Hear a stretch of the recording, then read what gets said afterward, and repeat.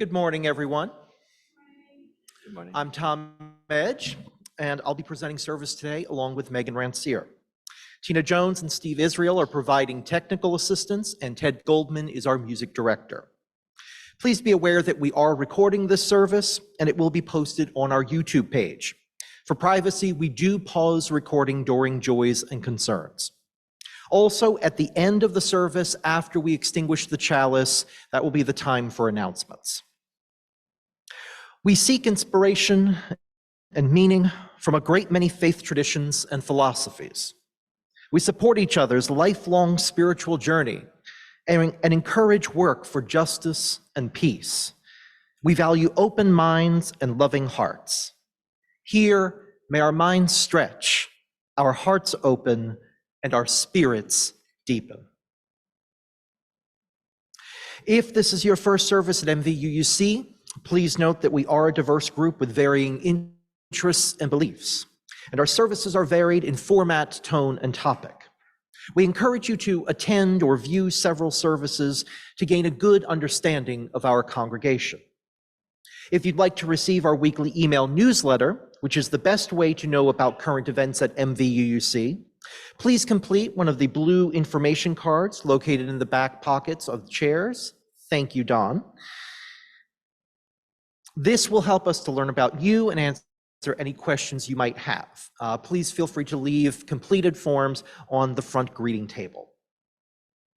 And now please take a moment to think of all your friends at MVUUC. Greet them here in person or with a comment in the chat box. Let us support one another.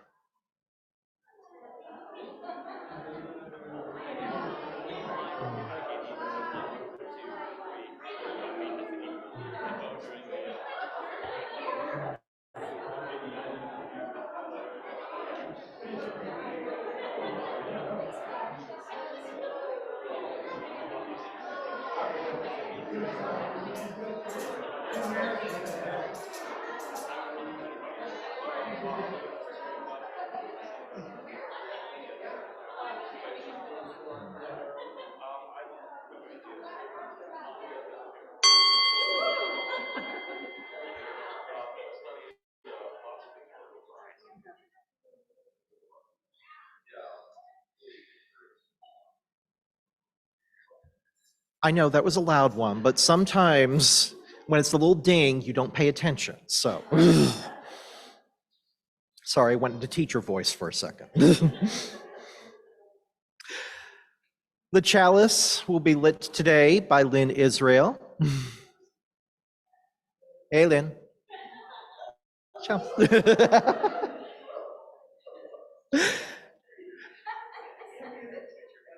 Please join me in reading these words by Vanessa Titang for the lighting of the chalice. They appear as a comment in the chat box. In igniting this chalice, we cast upon it our hopes and intentions for all that is positive in our minds and in our hearts. May this precious light shine on. And for our first musical selection, we will turn it over to Ted. Thanks. Wait, are we doing story time too, or is that because I have that in the order of service before music? Oh, well, we can do music first. That's fine with me. Just want to make sure I'm not stepping on anyone's toes. What's your preference? I think probably the story first. Oh, okay. Let's do the story first. Story first. Trick.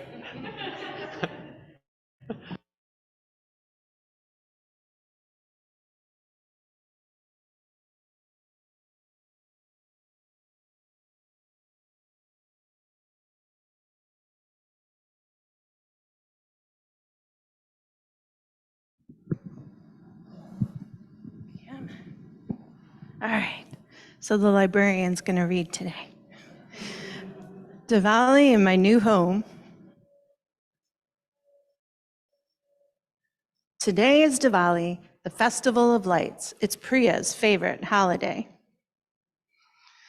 The colorful decorations, shimmering fireworks, and gathering of family and friends always fill her heart with joy. But this Diwali is quiet. Priya is almost 9,000 miles away from India. Here the streets are empty and nothing is decorated. Everything looks dull. Priya holds back her tears, remembering her school in India. A week before Diwali, her old school was decorated.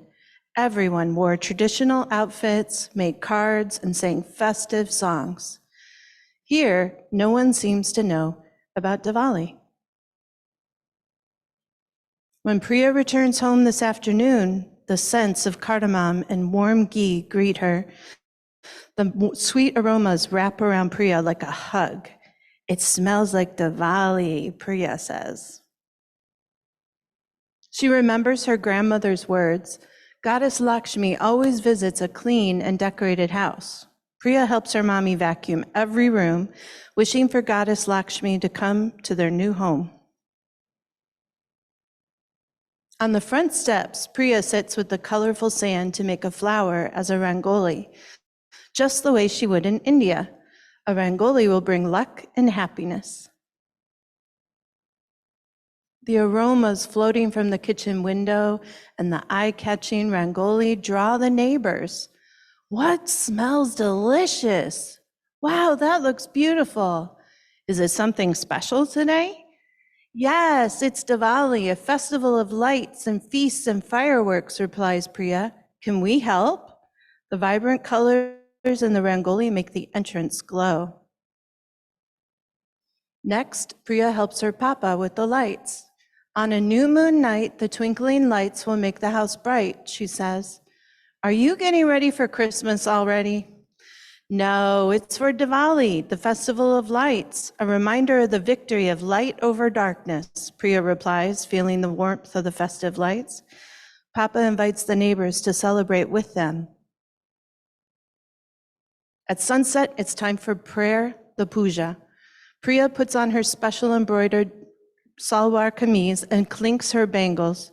Seeing mommy in a sari and papa in a kurta pajama, she softly says, just like we dressed in India.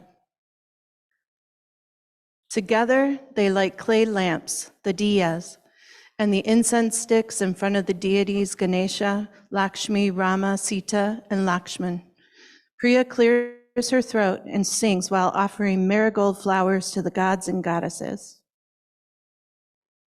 The house is filled with the smell of sandalwood incense and with neighbors' warm smiles. For the first time, loud giggles echo in Priya's new home. Hope blooms inside her. It feels like Diwali. And then it's time for Priya's favorite part, fireworks. There are no sky shooters or air rockets, but there are sparklers for everyone. This Diwali isn't the same as in India, but it's Diwali in my new home. Happy Diwali. El fin.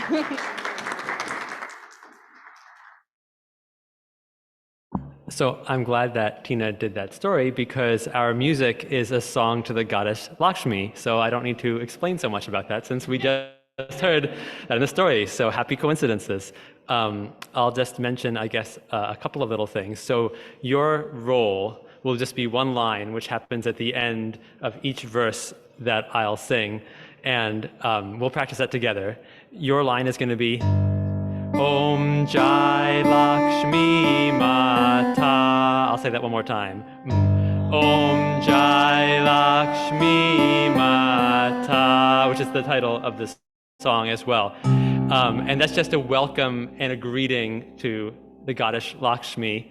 Another thing we can all do is if you have a phone with a flashlight on it and you want to turn it on, whenever I've seen videos of this, so during this week, I tried to understand how this song, how this arti, this devotional song works. And I've seen it with circling lights, usually. So if you want to turn on your flashlight and just, while we sing, slowly make circles, that will be in the spirit of the song. And of Diwali, of course, Festival of Lights. Rhythmically, we're going to go the simplest version of this, I think, that we can do. Usually this is done with bells. And the closest we have to bells is our little empty tambourine, which McEwen has. And there's usually a drum beat. So that it's going to be very simple. It's just going to be 1, 2, 3, 4.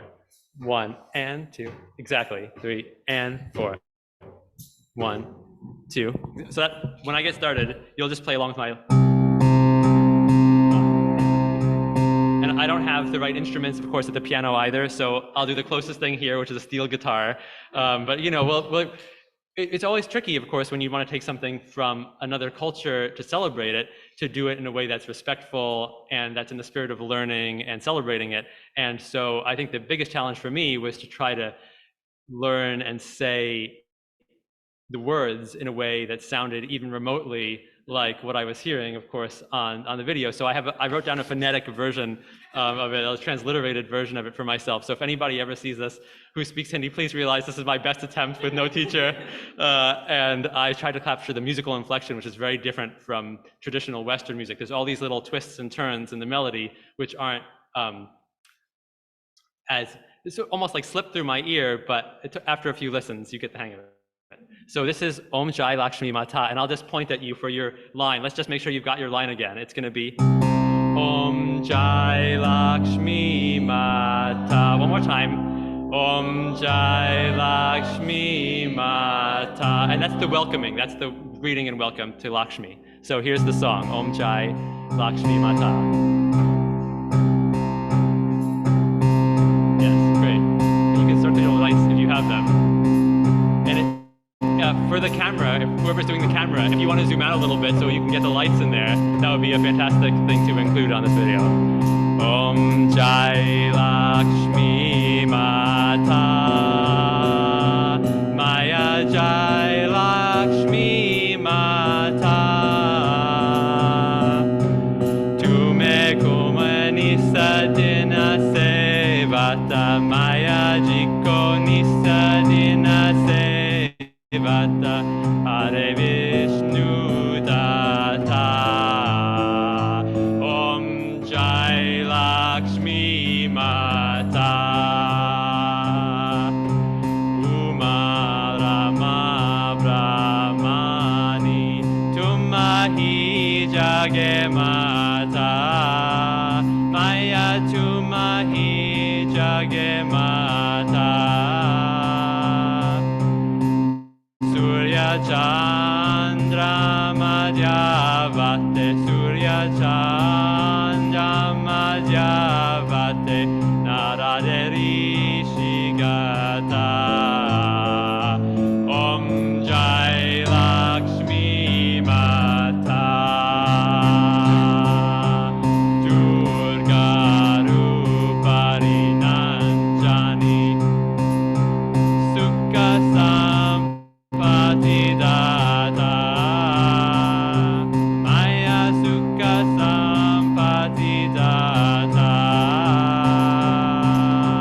Joe Koye Tumeko Javate, Joe Ko Tumeko Javate, Lidi Sidi Dane Pata,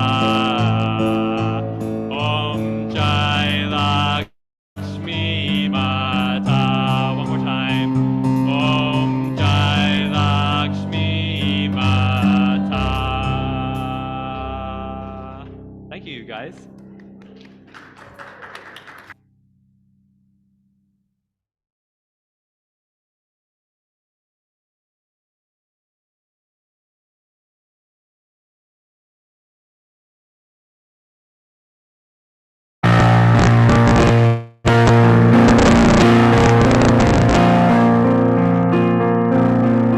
Peace go now in peace. May the spirit of love surround you everywhere, everywhere you may go. Hi, everyone. I'm Megan. So I'm going to start my reflection with a video. And this video shows a dance performance. It's a style of South Indian classical dance called Bharatanatyam, which has its origins in Hindu temple dances.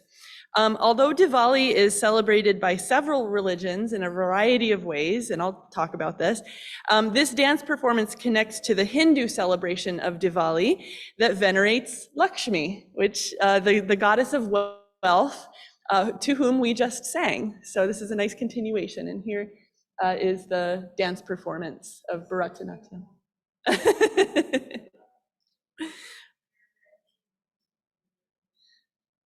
I will also say it's funny because in the dance performance, you might notice that the dancers are dancing with these lit candles, and they each have two. And for one of the dancers, one of her candles burns out as she's like spinning around.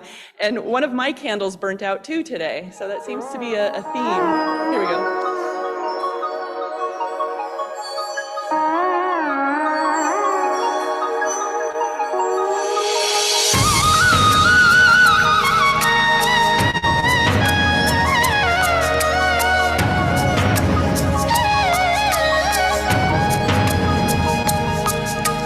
ಭಾಗ್ಯದ ಲಕ್ಷ್ಮೀ ಬಾರಮ್ಮ ಭಾಗ್ಯದ ಲಕ್ಷ್ಮೀ ಬಾರಮ್ಮ ನಮ್ಮವ್ವನಿ ಸೌಭಾಗ್ಯದ ಲಕ್ಷ್ಮೀ ಬಾರಮ್ಮ ನಮ್ಮವ್ವನಿ ಸೌಭಾಗ್ಯದ ಲಕ್ಷ್ಮೀ ಬಾರಮ್ಮ ನಮ್ಮವ್ವನಿ ಸೌಭಾಗ್ಯದ ಲಕ್ಷ್ಮೀ ಬಾರಮ್ಮ ನಮ್ಮವ್ವನಿ ಸೌಭಾಗ್ಯದ ಲಕ್ಷ್ಮೀ ಬಾರಮ್ಮ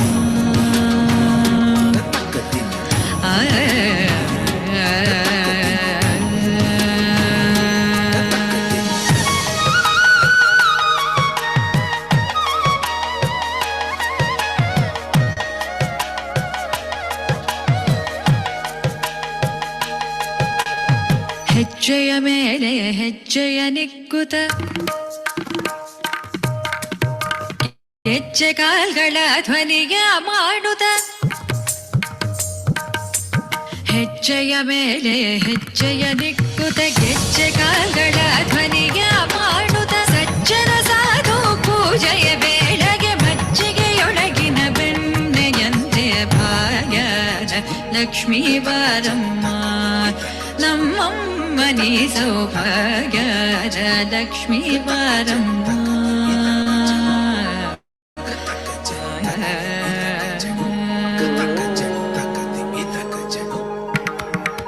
ಸಕ್ಕರೆ ತೂಪದ ಕಾಲುವೆ ಹರಿಸಿ ಶುಕ್ರವಾರದ ಪೂಜೆಯ ವೇಳೆಗೆ ಅಕ್ಕರೆಯುಳ್ಳ ಅಲಗಿರಿ ರಂಗನ ಚೊಕ್ಕ ಪುರಂದರ ವಿಠಲನ ರಾಣಿ ಭಾಗ್ಯದ ಲಕ್ಷ್ಮೀ ಬಾರಮ್ಮ ನಮ್ಮಮ್ಮನಿ ಸೌಭಾಗ್ಯದ ಲಕ್ಷ್ಮೀ ಬಾರಮ್ಮ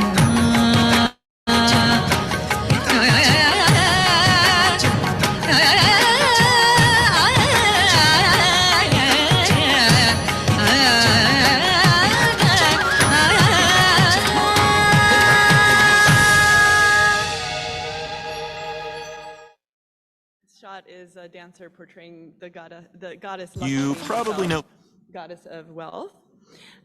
So Diwali is known as the festival of lights, and while the holiday of Diwali originated in India, it is celebrated around the world today. People who celebrate Diwali live on every continent and in significant numbers throughout South Asia, the Caribbean, the UK, and the United States. The word Diwali is derived from the root word Deepavali, which means row of lights. And while the reasons for celebrating are different for each, Diwali is a holiday for Hindus, Sikhs, Jains, and Buddhists. The date of Diwali falls either in October or November of each year, depending on the cycle of the moon. Diwali traditions are as varied as the people and places that celebrate it. And while traditions vary from region to region, some common rituals of the holiday include cleaning and preparing the home prior to Diwali night. Celebrants then dress up in their finest clothing and celebrate with fireworks, feasts, and exchanging of gifts with close family and friends. An editorial from the Times of India provides a clear depiction of the celebration. What the Festival of Lights really stands for today is a reaffirmation of hope, a renewed commitment to friendship and goodwill, and a religiously sanctioned celebration of the simple and some not so simple joys of life. So in Hinduism, Diwali celebrates the legend of the return of the Hindu god Rama to his kingdom after 14 years in exile. And the bottom illustration shows a depiction of Rama returning to his kingdom after exile. But even within Hinduism, there are regional variations of how it is celebrated and what is celebrated, in fact. So in the north of India, they celebrate the story of King Rama's return to his kingdom after he defeated Ravana, the demon king, by lighting rows of clay lamps. In southern India, they celebrate it as the day that Lord Krishna defeated the demon Narakasura. In western India, the festival marks the day that Lord Vishnu, the preserver, sent the demon king Bali to rule the netherworld. So you can see there's some common themes, but again, there's slight variations depending on where you are in India, and that's even within one religion, the religion of Hinduism. Okay. People line the streets with candles to show the way to Rama's palace, and they paint rangoli patterns with colored powders outside their homes as a sign of welcome. Additionally, Lakshmi, the goddess of wealth, is believed to enter homes during this period. The festival runs for 5 days, and the main celebrations happen on the third day. Although if you look at this description, it says on the first day, people clean their homes and shop for gold or kitchen utensils to help bring good fortune. On day 2, people decorate their homes with clay lamps called diyas, and I have a few diyas here today, and create design patterns called rangoli on the floor using colored powders or sand. On day 3, the main day of the festival, families gather together for Lakshmi Puja, a prayer to the goddess Lakshmi, followed by feasts and fireworks.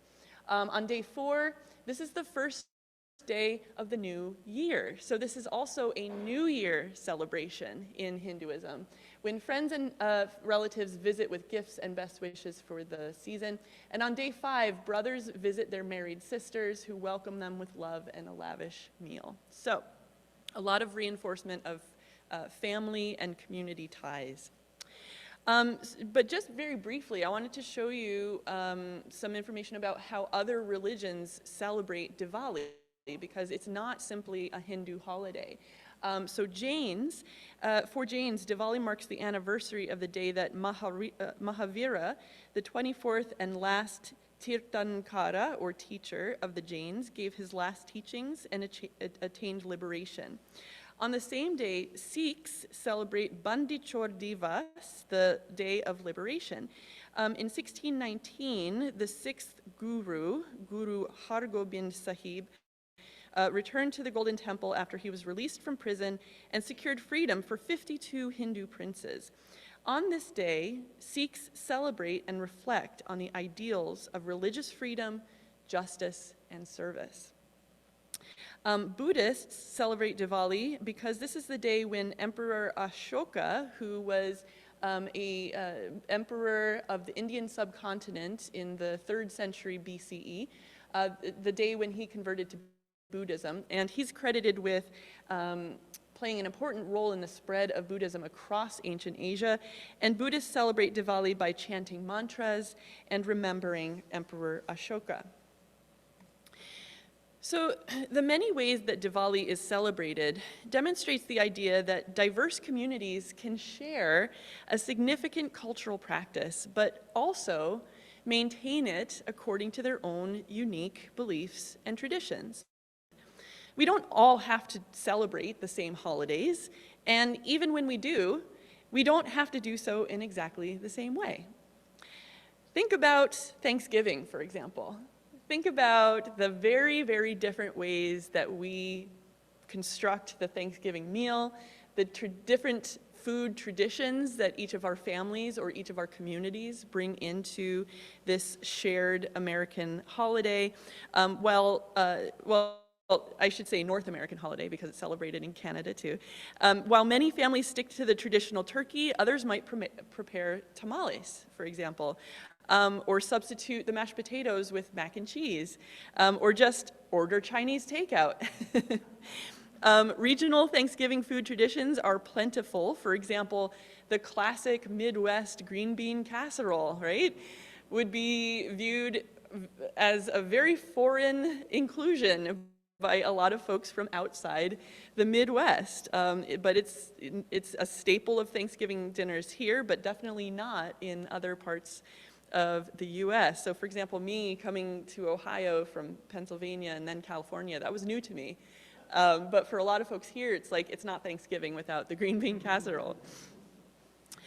Also, think about the fact that around the world, Christmas is celebrated by millions, possibly billions of people who don't identify as Christian, and for whom this holiday is primarily a cultural celebration, a festive winter holiday that they can share with their families, friends, and neighbors.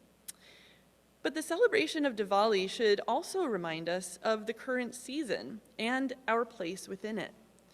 As the fall and winter seasons bring shorter daylight hours, human cultures in the northern and southern hemispheres have developed cultural responses and rituals to help us embrace the light in the face of encroaching darkness.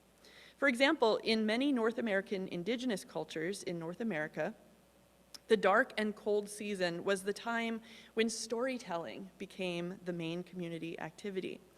It was a way to keep away boredom, but also perhaps it helped distract listeners from the hunger brought on by the lean months. But the main purpose of storytelling was to talk about the big questions of life, to seek out explanations while also teaching important lessons about how to live in the world in a good way.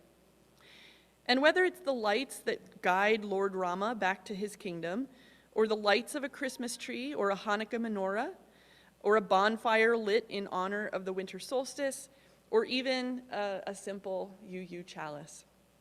Fall and winter cultural celebrations not only help to stave off the emotional and psychological effects of decreased sunlight, but they also serve to deepen community connections and provide a sense of continuity between the past, present, and future. They are just a few of the ways that human beings throughout history have responded to this natural cycle, which follows the orbit and axial tilt of our planet, our one and only home that we share with every other living being. We can embrace the light in other ways as well, by looking within our communities to find needs that we might be able to help provide. In a season that can mean the darkness of hunger for some and loneliness for others, and very often both at the same time, we can offer the light of donating or serving food, or visiting with a neighbor, or just giving them a call. And this goes for our animal relatives too, by the way. For example, you can cut up your old Halloween pumpkin and put it in the backyard for local wildlife, or just fill a bird feeder and make it available outside. And when darkness takes a much larger and more frightening form, for example, war, injustice, environmental destruction, or even grievous personal loss, we can use our light to push back against it. Whether that means donating money, calling our representatives, organizing a demonstration, or simply educating ourselves about an issue. And I would also add just having conversations with people. The deeper the darkness, the brighter even a tiny light, like these little diyas, will shine. As a celebration of light over darkness, Diwali stands as a beautiful and joyful demonstration of this idea.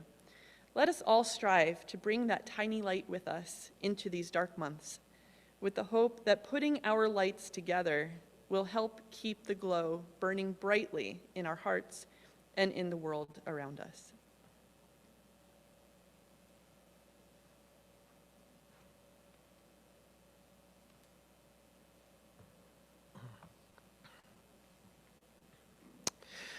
I'll be handling our UU principal connection. And In the coming months, it's going to be even more, I think, a more important part of our service as we think of the ways that the UUA is currently working on revising the language of our core principles. And I wanted to use today to highlight some of the proposed language they have for one of the new principles around pluralism. Their proposed language says, we celebrate that we are all sacred beings, diverse in culture, experience, and theology. We covenant to learn from one another in our free and responsible search for truth and meaning. We embrace our differences and commonalities with love, curiosity, and respect. I would add that at its best, pluralism is not simply a recognition of our differences. It's not simply a recognition that we draw on many sources of inspiration. It's rather a call to action. It's a call to all of us to openly embrace others, to actively seek to bring others into our circle, and to celebrate those differences within us and between us. Pluralism is sometimes misused. It is sometimes simply put out there as a way of saying, well, we're different. But we have seen all too often in our modern world how difference can be weaponized. As you use, instead, we embrace this. We embrace this opportunity to connect with others. And indeed, we can connect this as well to the language of the UUA on our inspirations, that we don't just take inspiration from all of these different faith traditions, but we look at both the commonalities and the differences between them. Megan highlighted beautifully today how different faith traditions can look at this holiday in different ways and use it to mark different important moments in the histories of their faiths. But we can also look at this as something that brings us together. Think of this coming season as some of us will soon be celebrating Hanukkah, as some will soon be lighting Advent candles, as some of us will be celebrating the solstice. Think of other secular traditions from the 4th of July to Kwanzaa that incorporate candles or lights or fireworks as a sign of the celebratory nature. When we look across the human experience, we see so much emphasis on light within darkness. And within our own modest congregation, every single Sunday, we stand before this light as we seek that truth together. Let's keep that in mind as we look at all of these other faith traditions that try to share their lights with us. I think our next song is Megan's video, right? The music video?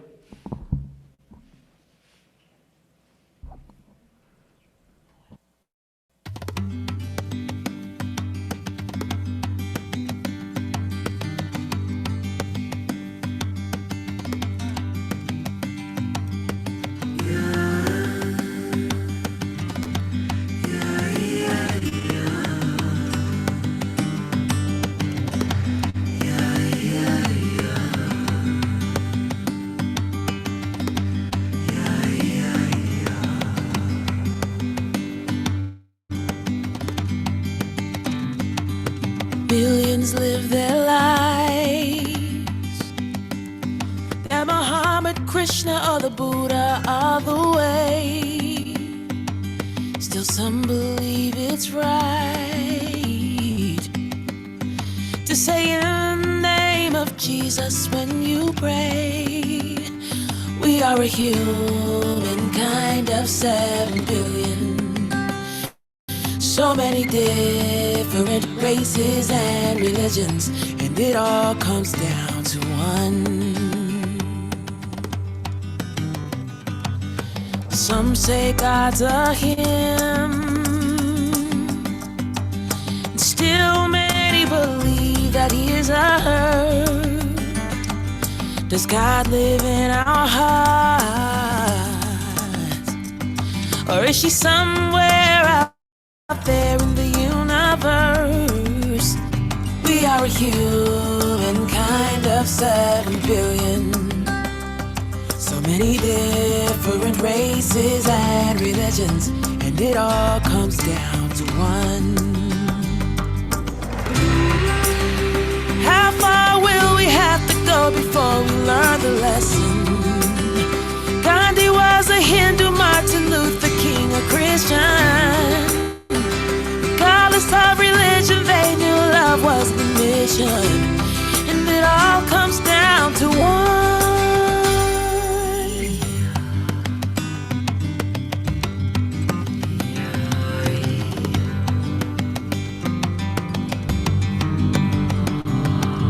Is there no God at all? Or a pantheon of gods up in the sky? We can heal our broken heart if we give up the desire to be right. We are a humankind of 7 billion. So many different races and religions, and we all want the same things: health, love, prosperity, and peace. Tolerance is the seed, and the gift of your acceptance is the tree. We are a humankind of 7 billion. So many different races and religions, and it all comes down to one. Whether you are red, brown, yellow, black or white, a man with a husband or a woman with a wife, we can debate until the end of time who's wrong and who is right, but we can see ourselves as one, 'cause it all comes down to love.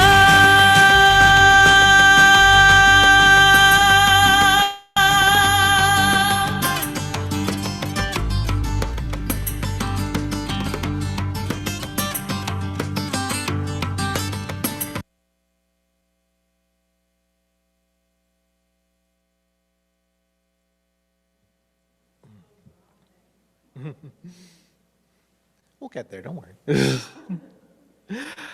Well, now we pass our offertory basket. Visitors, we welcome you to donate cash or via our PayPal link using the QR code in the basket. Please note that what predominantly supports MVUUC are the annual pledges by our members or friends. The yellow cards located in the pockets on the back of chairs are used to indicate this support and can be placed in the offertory basket. We encourage anyone that believes in our mission to consider becoming a member and to pledge support. Please email news, that's NEWS, at mvuc.org if you are interested in learning about the benefits of being a member and how to pledge.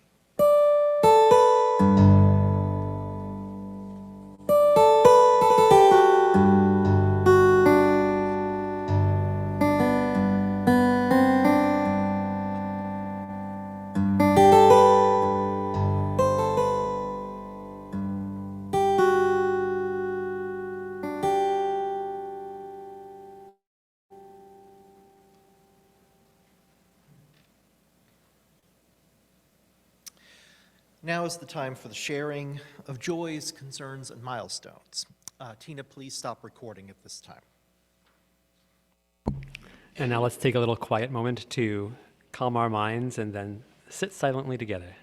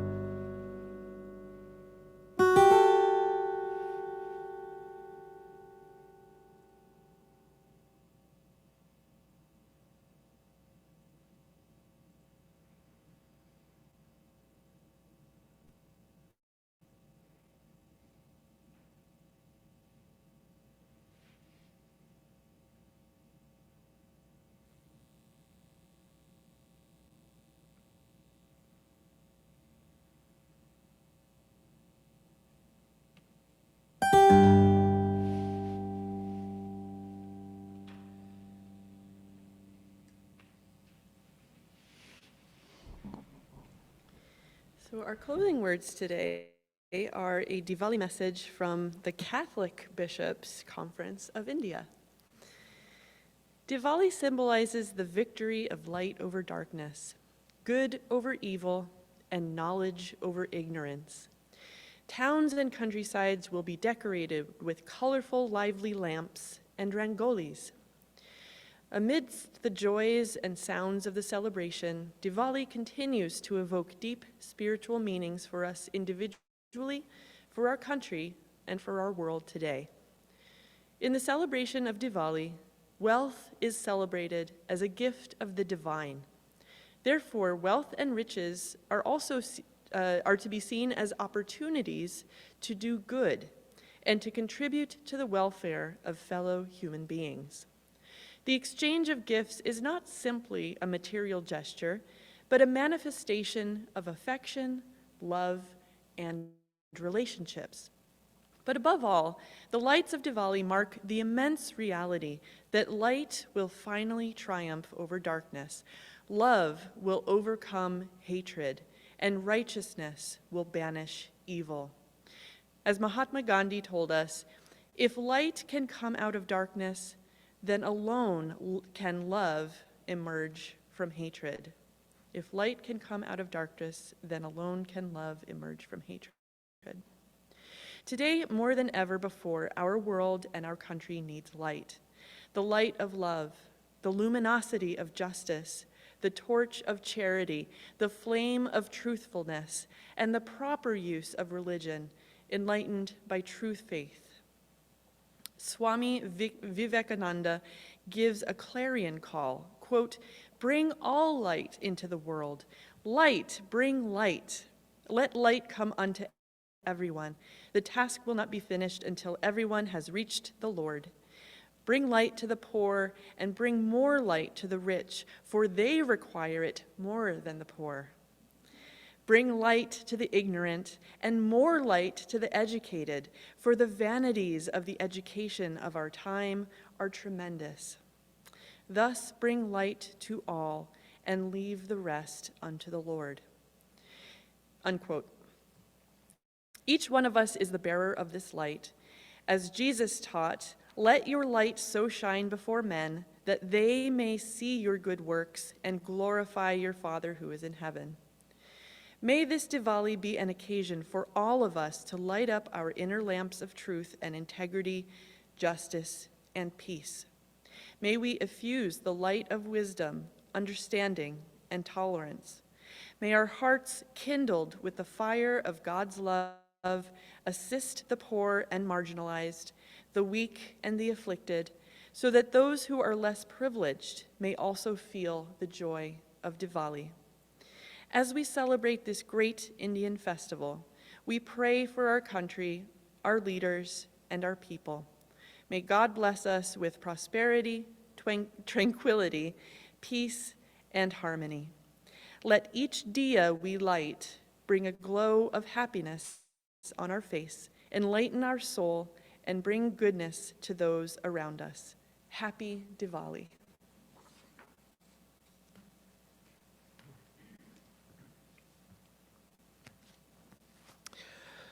Please join me in reading the words for extinguishing our chalice that can be found in your order of service or in the Zoom chat box.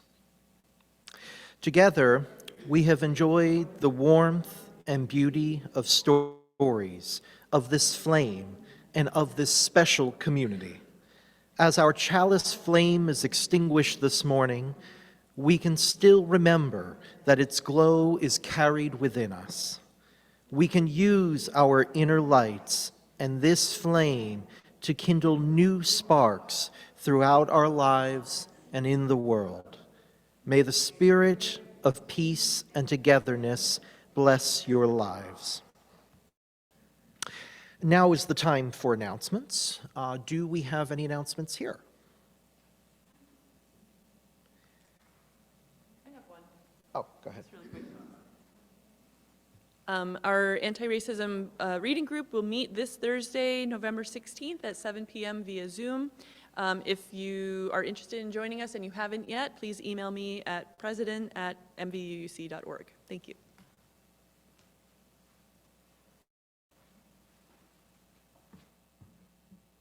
Hi, everyone. I'm Robin. So just a heads up that we are doing Thanksgiving at MVUC. I think people know that. But it'll be November 23rd, the actual day of Thanksgiving. We're looking at starting around 6 p.m. I've heard that a bunch of people are coming, but I only have signups for about 5 to 6 people. So out just for the sake of me knowing how much food and everyone to be here, out in the social hall on the fellowship committee wall, there's both a flyer that has a QR code that you can sign up for digitally, or there's also just a white piece of paper where you can just write that you're coming and write what you're bringing. I've heard that we have probably at least 14 to 15 people interested, but I don't really have a tally of who and what and when and who's bringing what. But it is going to be potluck style. David Love and I met actually on Friday evening at Grounds and kind of talked about it. And it seems it's pretty organized. It's more just I need to, make sure we know who's coming and that kind of thing. And then the Saturday right after that, we're also going to have board game night. So it's going to be Saturday, November 25th at 5 p.m. So thank you.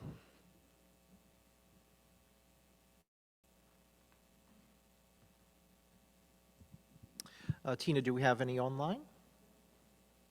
Everyone good here? Okay. After the closing song, then we invite everyone in person to stay for coffee hour.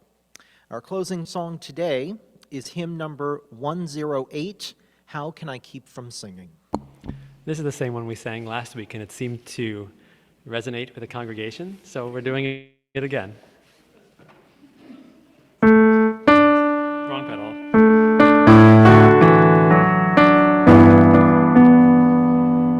I would look at the lyrics up on the screen because we're combining two verses since we're only doing once through.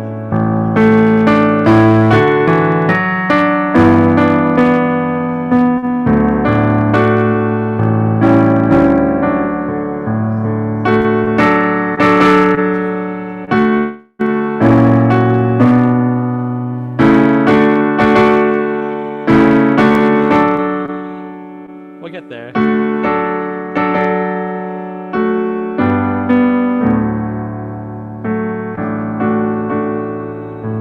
Okay, here we go.